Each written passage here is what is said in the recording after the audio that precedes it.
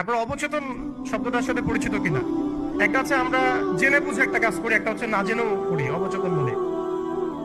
তো এটা একটা দেবতা, ডেমোক্রেসি একটা দেবতার নাম, যেটার পূজা করছে এখন মানুষ সারা ওয়ার্ল্ডে। আরেকটা হচ্ছে এইথিজম, নাস্তিকতা।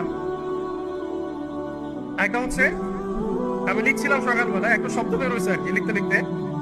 একটা হচ্ছে ডেমোক্রেসি, একটা এইথিজম, একটা ন্যাশনালিজম, একটা কমিউনিজম, আর একটা হচ্ছে সেকুলারিজম। 5টা শব্দ বললাম আর কি। এখনকার এই বিশ্ব ব্যবস্থায় ইসলামী খেলাফতকে দূর করে দিয়ে, উম্মাকে বিভক্ত করে দিয়ে, মোনাফেক শাসকদেরকে বসিয়ে ইন্টারনালি প্রত্যেকটা রাষ্ট্রে এই 5টা দেবতা বসানো হয়েছে। ডেমোক্রেসি, এইথিজম, আর বললাম কি ন্যাশনালিজম, আরেকটা কি বললাম, কমিউনিজম এবং সেকুলারিজম। DANCS।